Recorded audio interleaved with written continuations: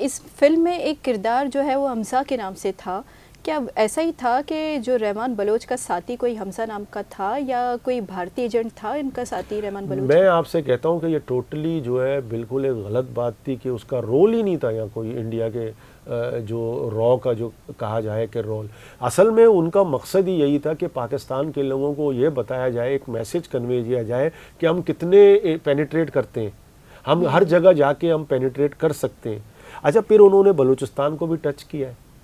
ظاہر ہے بلوچستان اور لیاری تو ایک اٹوٹ انگ ہے. اس میں تو آپ کو پتہ ہے کہ اگر بلوچستان میں کچھ ہوتا تھا تو لیاری ضرور اس پہ افیکٹ ہوتا تھا. نہ صرف لیاری بلکہ کراچی کے اندر جو بلوچ علاقے ہیں ان کی ہمدردیاں ضرور بلوچستان کے ساتھ ہیں اور رہیں گی. اچھا اس میں چونکہ ایک جو فلم ہے اس میں مطلب دھرندر فلم میں یہ بھی دکھایا گیا ہے کہ رحمان بلوچ اور ارشد پپو ان کی ایک دوسرے سے دشمنی ہے، تو اس دشمنی کی کیا وجہ رہی؟ جی بالکل، یہ بڑا اچھا سوال ہے کہ ارشد پپو بیسیکلی دیکھیں میں آپ کو ایک بات بتاؤں. رحمان کا ایک چچا ہوتا تھا شیر محمد عرف شیرو، ان کا ایک بیٹا تھا فتح، اور شیر محمد شیرو جو تھا وہ سمجھ لیں کہ آجی لالو کا استاد کہلاتا تھا. آجی لال محمد جو ارشد پپو کا والد تھا، شیر محمد کے ساتھ اس کی بڑی محبت تھی رحمان کے چچا کے ساتھ. تو فتح جو ہے ایک فیصلے میں ڈالمیا چلا جاتا ہے، وہاں پر سلیمان بروئی کا ایک بیٹا ہوتا ہے غفور بروئی، وہ اس کا مرڈر کر دیتا ہے فتح کا، رحمان کے چچا زاد بھائی کا. اور آجی لالو چونکہ اچھا بلوچ ٹریڈیشن میں یہ ہوتا ہے کہ اس کا بدلہ اس کے خاندان کے لوگ لیں، تو آجی لالو رحمان کو لے جاتا ہے، گروم کرتا ہے اور اس کو یہ بتاتا ہے کہ اس کا بدلہ آپ کو لینا ہے. تو رحمان پہلی مرتبہ جو ہے رحمان کے ہاتھوں سلیمان بروئی نامی بندے کا، وہ جو غفور بروئی ہوتا ہے، سلیمان بروئی بہت انفلوئنشل آدمی ہوتا ہے، خاص کر جام صادق کے دور میں پولیس اور یہ ساری اداروں میں ججز اس کے جاننے والے ہوتے ہیں، سیاستدان اس کے جاننے والے ہوتے ہیں، وہ بہت انفلوئنشل ہوتا ہے. تو یہاں سے رحمان کی قربت آجی سے شروع ہوتی ہے. آجی اس کو لے جاتا ہے، گروم کرتا ہے، اور سلیمان بروئی کا مرڈر ہو جاتا ہے، رحمان کرتا ہے اس کو. اور اس کے بعد رحمان آجی کے ساتھ چلا جاتا ہے. پھر اس کے بعد ایک واقعہ ہوتا ہے افشانی گلی میں، ایک اڈا ہوتا ہے جو ارشد پپو کے سالے کا ہوتا ہے، عنایت کا. اچھا اس وقت یہ چھوٹی موٹی چیزیں بیچتے ہیں، چرس ہوا، تریا کا افیون ہوتا ہے. تو وہاں پر رحمان کا کوئی رشتہ دار چلا جاتا ہے اور اس سے کہتا ہے کہ مجھے جو ہے تریاک دو، اور وہ شاید پیسے نہ دے یا پیسے کم کرانے کے چکر میں رحمان کا نام لیتا ہے. تو عنایت جو ہے وہ رحمان کو بھی برا بلا کہتا ہے. یہ 250 روپے کی لڑائی ہے. اچھا یہ جو کہتے ہیں نا گینگسٹر ہماری اردو میڈیا، یہ 250 روپے کی لڑائی ہے. ظاہر ہے اس کو جب رحمان کو بتاتے ہیں کہ یار آپ کو تو ہم گئے تھے، آپ کا نام لیا، تو انہوں نے گالی دی، تو رحمان جا کے اس کو مارتا ہے. تو یہاں سے وہ شروع ہو جاتا ہے چیپٹر کہ وہ جو لڑائی جس کو ہمارے میڈیا کہتی ہے کہ گینگسٹر تھے. ظاہر ہے کہ اور دیکھیں دونوں بڑی شخصیات تھیں. حاجی لالو کا بھی بہت بڑی فیملی تھی، رحمان کی بھی بہت بڑی فیملی لیاری میں ہے. اس کے والد ہوا یا والدہ ہوئی، بہت بڑی فیملی سے وابستہ ہیں. اور ایک ان کا اثر و رسوخ ہوتا ہے جس طرح ان کے والد کا تھا ایک زمانے میں. تو اس کو جو ہے لوگ سمجھتے ہیں کہ یہ لڑائی کیسے ہوئی. پھر اس کے بعد ظاہر ہے کوئی بیچ میں تو کوئی مصالحتی کردار نہیں ہوتا، کوئی پولیٹیکل پارٹی نہیں آتی ہے، نہ کوئی ادارے ہوتے ہیں کہ ان کو بچائیں یا ان کو روکیں. تو یہ سلسلہ چلتا رہتا ہے. اچھا رحمان بلوچ کا جو کہ اس فلم میں دکھایا گیا ہے کہ جو ثانیہ کارساز ہوا اس میں رحمان بلوچ کا بھی کچھ تھانے بانے ملتے اس میں دکھائی گئی ہیں، کیا واقعی رحمان بلوچ کا اس جو کارساز ثانیہ تھا اس میں کچھ تعلق تھا؟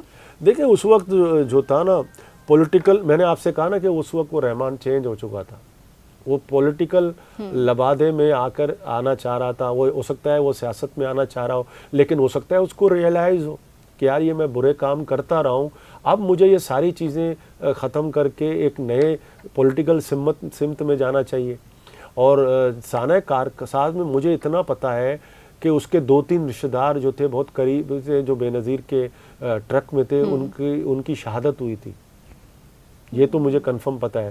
رحمان کا کیا رول تھا یہ مجھے پتہ نہیں ہے، لیکن رحمان کے جو رشتہ دار تھے اور جان نثار لیاری میں بہت بڑی تعداد میں وہی ظاہر لوگ ہوتے تھے اور ٹرین یافتہ لوگ ہوتے تھے، وہ بے نظیر کے ساتھ تھے بالکل. اچھا، رحمان بلوچ کا پیپلز پارٹی کے ساتھ کیسا تعلق تھا، اور رحمان بلوچ کا کوئی کردار تھا پیپلز پارٹی میں؟ دیکھیں، رحمان بلوچ کا کردار جب امن کمیٹی بنی تو اس وقت میں نے آپ سے کہا نا کہ جنرل پرویز مشرف کا دور تھا. پیپلز پارٹی لیاری میں یا جو علاقے تھے وہاں پر بالکل آئسولیٹڈ تھی، اور اس وقت جب ان کے ذریعے ایم کیو ایم ایک طاقت تھی، اور ایم کیو ایم کی طاقت کو پولیٹیکل ورکر نہیں بلکہ ان طرح کے لوگوں نے جب کیا تو رحمان نے امن کمیٹی بنائی. امن کمیٹی پوری کراچی کے اندر بلوچ علاقوں میں، اور رحمان نے پھر ایک اور بات کی نا کہ لوگوں کو اٹریکٹ کرنے کے لیے ایک تنظیم بنائی بجار کے نام سے، جو بلوچی کلچر کو فروغ دیتی، جسے گانے بجانے ہوتے تھے، جس میں زاہد بلوچ بہت ایکٹیو تھا نوالین کے اندر، جس کا بھی بعد میں مرڈر کیا جاتا ہے. وہ زاہد بلوچ فرنٹ میں تھا، اور یہ سارے جو بلوچی اس وقت لوگوں نے بلوچی کپڑے پہننا شروع کیے، پگڑی، بلوچی جو جوتے تھے، وہ ایک طرح سے اس نے لوگوں کو پروگرامز، آرٹس کونسل میں پروگرام ہوتے تھے جس کے پشت پہ رحمان ہوتا تھا، اور رحمان مختلف علاقوں میں لیاری کے، نوالین میں، ملیر میں اس طرح کے پروگرام ہوتے تھے. تو رحمان نے اپنی ایک طرح سے اٹریکشن لوگوں کے اندر شامل کی، اور لوگ، آپ کو پتہ ہے کہ بلوچ جو ہے جو بندوق اٹھاتا ہے، بہادری کرتا ہے، لوگ اس کے پیچھے جاتے ہیں. تو ظاہر ہے پیپلز پارٹی ڈائریکٹلی انوالو نہیں تھی، لیکن پیپلز پارٹی کی لوکل لیڈرشپ رحمان کے ساتھ تھی. اچھا، کیا پیپلز پارٹی نے چودھری اسلم کو سیاسی طور پر رحمان کے خلاف استعمال کیا تھا؟ کیا سمجھتے ہیں؟ دیکھیں، یہ ایک کہا جاتا ہے، الزام ہے، لیکن اس کے ثبوت نہیں ہے کہ اچھا رحمان کا مسئلہ یہ ہے کہ ابھی تک پتہ نہیں چل رہا کہ رحمان کو تو بلوچستان سے گرفتار کیا گیا تھا، 0 پوائنٹ سے. اس کو تو یہاں حوالے کیا جاتا تھا. بہت سے لوگ تھے. چودھری اسلم کا کردار آپ کو پتہ ہے کہ اس کو تو وہ دیتے تھے کہ یہ بندہ ہے، یہ آپ اس کو ٹارگٹ کریں. تو رحمان کے ساتھ جو لڑکے تھے، خاص کر اس کے ساتھ 3 لڑکے تھے، جس میں بابا اورنگزیب تھا، جو میرے خیال میں کرمنل نہیں تھا، کوئی کرمنل ریکارڈ اس کا نہیں تھا، وہ بھی رحمان کے ساتھ 0 پوائنٹ سے گرفتار ہوا ہے. اچھا، اب 0 پوائنٹ میں بلوچستان کی حدود میں اس کو کس نے گرفتار کیا اور اس کو کس نے چودھری کے ہاتھوں دیا، یہ تو طے ہے کہ چودھری نے جو ہے اس کو خود گرفتار نہیں کیا، بلکہ اس کو گرفتار کروایا گیا تھا بلوچستان سے، اور اس کو ہینڈ اوور کیا گیا، بہت سے لوگ کہتے ہیں. تو اس میں جو ہے ابھی تک پتہ نہیں چل رہا کہ کردار کس کا ہے. اچھا، کیا سمجھتے ہیں کہ رحمان بلوچ واقعی پولیس مقابلے میں مارا گیا یا حقیقت کچھ اور نہیں، ہے؟ پولیس کے مقابلے میں تو نہیں تھا، اس کو تو سب کو پتہ ہے 0 پوائنٹ سے پکڑا ہے، تو فیک انکاؤنٹر تھا.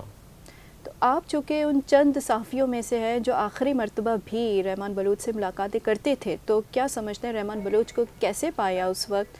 اور رحمان بلوچ چونکہ لیاری والے اکثر سننے میں آتا ہے رحمان بلوچ کو اپنا مسیح سمجھتے ہیں، ڈکیت نام کس طرح، کیونکہ کوئی FIR ہے ہی نہیں ڈکیتی کی، تو ڈکیت نام کیسے پڑا؟ جی بالکل صحیح بات ہے کہ میں نے آپ سے کہا نا، یہ میڈیا نے کہا ہے، یہ میڈیا نے اس کو، میڈیا نے صرف رحمان کو نہیں، ایم کیو ایم کے بھی کارکن ہوتے تھے نا یہاں، لولا، لنگڑا، کمانڈو، یہ سب جو ہے وہ جو اردو میڈیا تھی، اور خاص کر جو کرائم رپورٹر معذرت کے ساتھ ہمارے ہوتے تھے، وہ پولیس کے کہنے پہ ان کا نام دیتے تھے. تو یہ جو تھا نا، یہ میڈیا کے ذریعے دیا گیا، کیونکہ لیاری کے اندر دیکھیں، لیاری اگر آپ کو پتہ ہے، میں آپ کو ایک چھوٹی سی مثال دوں کہ لیاری کا جو اصل چہرہ ہے وہ میڈیا نے کبھی نہیں دکھایا. اب میں آپ کو چھوٹی سی مثال دوں کہ ہم بہت چھوٹے تھے، ڈان اخبار جو ایک ریپوٹیبل اخبار ہے، اس میں 6 لیاری کے لوگ کام کرتے تھے انگریزی اخبار میں، جس میں کاکا غلام علی تھا، صدیق بلوچ ہوتا تھا، لطیف بلوچ تھا، نادر شاہ عادل تھا، MM ملتانی صاحب تھے، اور حلیم الدین پٹھان صاحب تھے، اور اتنے بڑے لوگ ایک انگریزی جرنلزم کے جو ہے اس میں کام کرتے تھے. آپ ہمارے گلوکار دیکھیں، ہم ہمارے فٹ بالر دیکھیں، بھٹو صاحب وہاں خود آ کے جو ہے پیپلز پارٹی کی بنیاد وہاں رکھے گی ککری گراؤنڈ میں. بڑے بڑے جو جمعیت علماء ہند انڈیا کے اندر، انہوں نے لیاری سے کام کیا، کیونکہ کراچی میں تو اور کوئی جگہ نہیں تھی، پورٹ کے قریب تھا، اور یہاں پر اس کا مسخ شدہ چہرہ ہماری میڈیا نے ہمیشہ دکھایا. تو ان جن صحافیوں کی آپ بات کریں ان کی کیا سمجھتے کہ کتنی ذمہ داری ہوگی کہ وہ اس لیاری کو حقیقت کا جو چہرہ ہے لیاری کا وہ پیش کرنے اس کی بنیادی وجہ یہ ہے کہ معذرت کے ساتھ ہم ڈیوائیڈڈ ہیں، زبان پہ، مذہب پہ ہمیں ڈیوائیڈ کیا گیا ہے، کیونکہ اس شہر میں لسانی تنظیم کا راج ہوتا تھا اور زیادہ تر ان کی مرضی سے ساری خبریں چلتی تھی، ان کے خلاف کوئی خبر نہیں چلتی تھی، تو وہ ان کی زبانی ساری چیزیں ہوتی تھی. تو وہ جو ابھی آپ دیکھیں نا، ابھی تو آپ آزاد ہیں نا، اب کیسی باتیں آپ بھی بات کر رہی ہیں نا، میں بھی کھل کے بات کر رہا ہوں، پہلے نہیں کر سکتے تھے. لیکن اب سوشل میڈیا کا دور آیا ہے، اب آپ جو ہے یہ ساری باتیں کھل کے آ رہی ہیں نا، حقیقت سامنے آ رہا ہے. اس کو کہتے ہیں مقافات عمل. اب چونکہ سندھ حکومت نے بھی میرا لیاری کے نام سے ایک فلم ریلیز کرنے کا وہ اناؤنسمنٹ کی ہے، تو کیا سمجھتے ہیں کہ سندھ حکومت اب چونکہ اس فلم میں دھرندر فلم میں رحمان بلوچ کو دہشت کی علامت کے طور پر ان کو پیش کیا گیا، تو اس فلم میں جو سندھ حکومت ریلیز کر رہی ہے اس میں کیا حقیقت پیش کی جائے گی؟ آپ دیکھیں، یہ تو دیکھنے کے بعد پتہ چلے گا، ابھی تو انہوں نے کچھ کیا نہیں ہے. لیکن اگر ایسا نہ ہو کہ بجائے کہ دھرندر کی وجہ سے اس میں بھی بہت خامیاں اور لوگ کرٹیسائز کرنا شروع کریں، تو میں سمجھتا ہوں ان کو بھی حقیقت کی طرف جانا چاہیے تاکہ لوگ اس کو ایکسیپٹ کریں. ایز اے صحافی آپ کیا سمجھتے ہیں کہ ہماری اپنی ذمہ داری کتنی ہوگی کہ اس لیاری کو اور بلوچ جو کمیونٹی ہے، بلوچ جہاں بھی، لیاری کے علاوہ جہاں بھی ہے، اس کو جو ہے ان کا جو چہرہ ہے سامنے لائیں اور ان کا جو مطلب ایک مثبت جو امیج ہے ان کو پیش کرنے کی کوشش کریں؟ جی، مثبت آپ کی بات بالکل صحیح ہے، لیکن یہ ہمارے نیشنل میڈیا کا کردار ہونا چاہیے. اب آپ نے دیکھا کہ پاکستان پیپلز پارٹی کا جب دوسرا دور آیا عزیر بلوچ کا، تو ان کے ساتھ پوری کراچی کی میڈیا جو ہے، بہت سے کم، ایسے نہیں ہے کہ سب جاتے تھے، بہت سے لوگ ان کے پاس جاتے تھے اور گلوریفائی کرتے تھے اس کو، حالانکہ اس کی ہیڈ منی تھی، اس کے اوپر تھا. لیکن نیشنل میڈیا کا جو رول تھا اس کو ٹی وی اینکرز جو ہے اپنے پرائم ٹائم میں بلاتے تھے. لیکن وہ کیوں بلاتے تھے؟ کہ وہ کیوں زرداری کے خلاف بات کرتا تھا، وہ پاکستان پیپلز پارٹی کے خلاف بات کرتا تھا. تو یہ چیزیں نہیں ہونی چاہیے، پیمرا کو یہ چیزیں نہیں کرنی چاہیے. اس سے آپ اپنا وقتی طور پر آپ وہ کام نکال لیتے ہیں، لیکن اس کے دورس نتائج نکلتے ہیں. جو لوگ بیٹھے ہوتے ہیں ان کو بھی جو ہے وہ محسوس ہوتا ہے کہ یہ گاڈ فادر ہے، یا اس طرح کی چیزیں ہمیں نہیں کرنی چاہیے ہماری میڈیا کو. تو ہماری میڈیا کا جو کام ہے وہ بالکل ایک حقیقت پسندانہ ہونا چاہیے. اور میں یہاں آپ کے توسط سے ایک اور بات کرنا چاہتا ہوں کہ پاکستان پیپلز پارٹی کی ایک بہت بڑی غلطی تھی 2013 میں اور 2000 میں، جب انہوں نے ان نمائندوں کو واپس سرنڈر کر گئے، ان کو الیکٹ کیا جو پیپلز پارٹی کے نمائندے نہیں تھے. یہ پیپلز پارٹی کی غلطی تو ہے، لیکن یہاں پر بھی میں کہوں کہ وہ جو دور تھا رحمان کا اور اس دور میں جو ہے بہت بڑا ڈیفرنس ہے. یہاں پر انہوں نے جا کر ان سب کو سرنڈر کیا اور ان کے کہنے پہ MPA لگائے. اچھا، آپ چونکہ ان چند صحافیوں میں سے ہیں جو آخری مرتبہ بھی رحمان بلوچ سے روابط میں تھے، ملاقاتیں کرتے تھے، تو آپ نے کتنی مرتبہ ملاقاتیں کی ہیں رحمان بلوچ سے؟ اور رحمان بلوچ نے آپ نے ایز اے صحافی کیسے پایا؟ یہ میں دوبارہ آپ سے پوچھنا چاہوں گی. جب ہم نے دیکھا کہ وہاں پر ایک چینج ہو رہی ہے، اچھا ہمارے پاس لوگوں کے مسائل ہوتے تھے، مختلف لوگ ہوتے تھے، مسائل ہوتے تھے، یا شادی بیاہ میں ہماری ملاقاتیں ہوتی تھی. ایز سچ اس طرح سے وہ کوئی شیئر نہیں کرتا تھا لوگوں کے ساتھ. صرف میں نہیں، بڑے بڑے جو کرائم رپورٹر تھے، جو اچھے کرائم رپورٹر تھے، بڑے تھے، وہ ان سے ملتے تھے آف دی ریکارڈ. لیکن وہ کبھی بھی ہم نے ان کو جو دیکھا، ان کے پاس نہ کوئی بندوقیں تھیں، نہ وہ کوئی ان کا جو گینگسٹر ہوتا تھا اس ملاقاتوں میں ہوتا تھا. ہم جب بھی کسی جگہ شادی بیاہ میں یا کسی فوتگی ہوتی تھی، وہاں ملاقات ہوتی تھی، تو ہم نے ان کو ایک اچھا بندہ سمجھا اور اچھی وہ سوچ رکھنے والا تھا. اگرچہ کہ اس کا ماضی ہم سمجھتے ہیں کہ واقعی وہ ایک چیز تھی کہ اس پہ بحث ہونی چاہیے. لیکن میں سمجھتا ہوں کہ اگر ایک آدمی چاہے کوئی بھی ہو، اور ہم نے شہر میں دیکھا کہ بہت سے لوگوں نے جنہوں نے جن کے حکم پہ قتل ہوئے، ان کو ایمنسٹی دی گئی. تو اگر میں سمجھتا ہوں کہ اگر ان کو ایمنسٹی دی جاتی، ایک موقع دیا جاتا. اچھا، اس کے بعد ہم نے دیکھا کہ حالات اور زیادہ خراب ہوئے. اور اس کے جنازے میں آپ دیکھیں کہ ستار عیدی تھا، بہت بڑی تعداد. تو ستار عیدی کھارادر میں رہتا تھا. وہ سوال یہ پیدا ہوتا ہے جو آپ نے سوال کیا کہ آپ نے کیسا پایا. عبد الستار عیدی آپ سمجھتے ہیں کہ کیسا بندہ تھا، اس نے عیدی غریبوں کے کام کیے، وہ اس کے جنازے میں پیدل تک گیا ہے اور اس کے جنازے میں وہ آخر تک تھا اور اس کی برسی میں بھی آیا تھا. تو ستار عیدی کی سوچ تو ہوگی نا کہ یہ شخص جو بھی تھا لیکن اس نے چینج ہوا اور اس نے ان لوگوں کو چینج کیا اور اس نے جو لڑائی تھی اس کو ختم کرنا چاہا. تو میرے خیال میں یہ مثبت تو بات ہے نا. ہم اس کے برائیوں کو دیکھتے ہیں لیکن اسی اچھائیاں بھی جو ہے دیکھنی چاہیے ہمیں اور اس کو ایک موقع دینا چاہیے تھا. اچھا، رحمان بلوچ چونکہ دیکھتے ہیں سنتے ہیں کہ رحمان بلوچ ایک طاقتور شخص تو تھا ہی لیکن لوگوں کا مسیحا بھی تھا، یہ لیاری والوں کا اپنا ہی کہنا ہے. تو رحمان بلوچ کے جانے کے بعد کیا لیاری والوں کو کوئی دوسرا رحمان بلوچ ملا؟ نہیں، بالکل نہیں ملا، بلکہ اس کے بعد جو ہے ظاہر ہے اس وقت تک تو جو میں نے آپ کو بات کی نا، آصف علی زرداری کے خدشات صحیح ثابت ہوئے. اس نے کہا کہ اگر آپ ان کو نہیں روکو گے، دیکھیں قیادت بڑی بات ہوتی ہے. اگر آپ کے گھر میں والد ہو اور تمام بہن بھائیاں اس کے ایڈمنسٹریٹو پاور جو ہوتے ہیں نا، یہ اللہ گاڈ گفٹڈ ہوتا ہے.